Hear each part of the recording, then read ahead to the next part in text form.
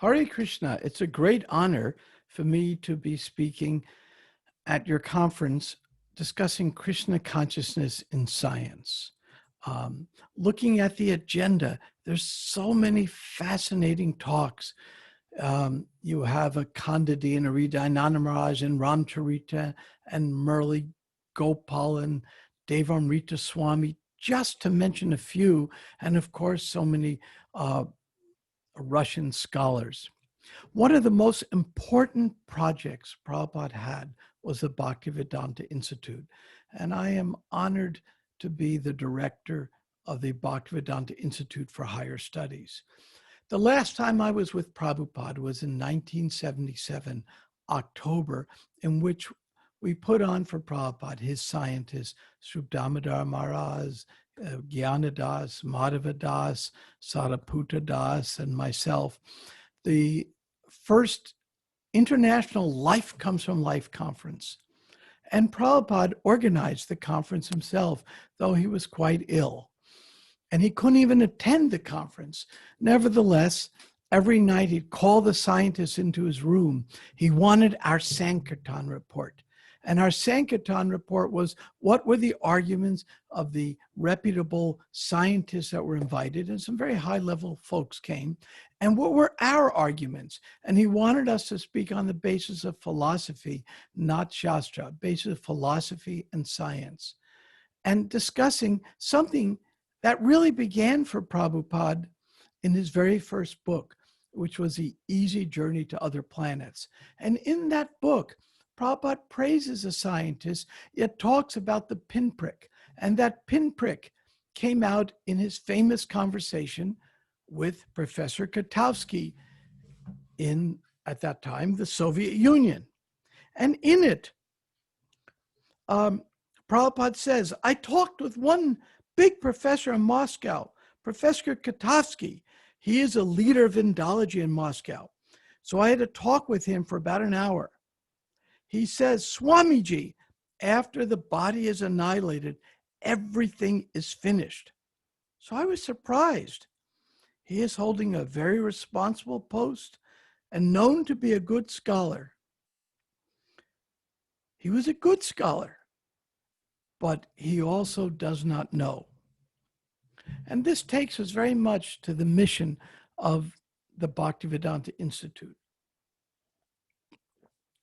Our mission is to present Krishna consciousness in a very credible way to people with some intelligence, some knowledge, some background to ask the good questions.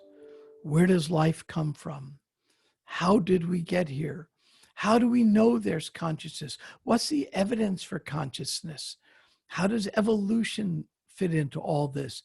How does ecology fit into these themes? What about medicine and health? All of these themes are themes that Prabhupada wanted his scholars and scientists to pursue.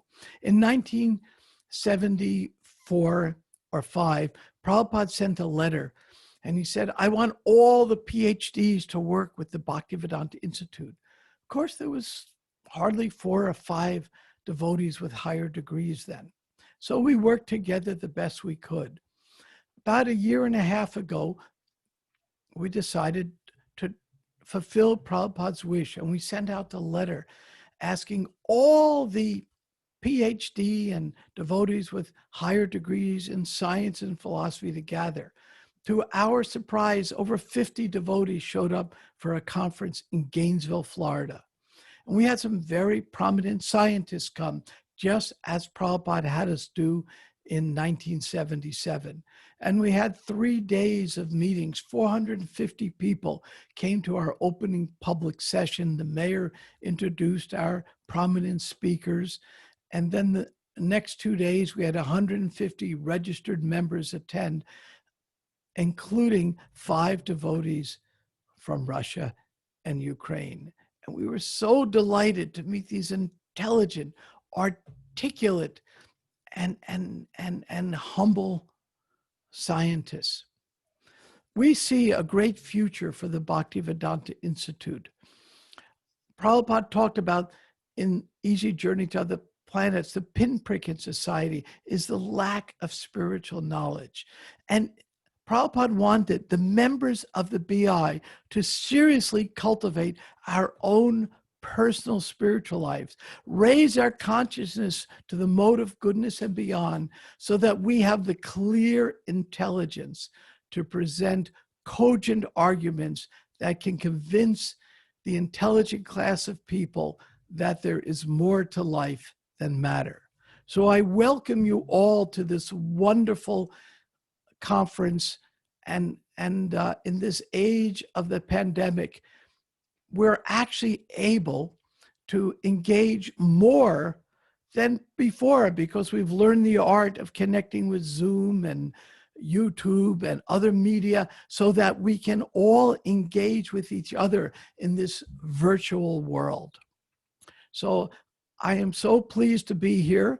I'm presenting this by recording because of the time factors, but I hope to be listening to many of the recordings. And if I can be of any service to you as a director of the Bhaktivedanta Institute for Higher Studies, please do write me.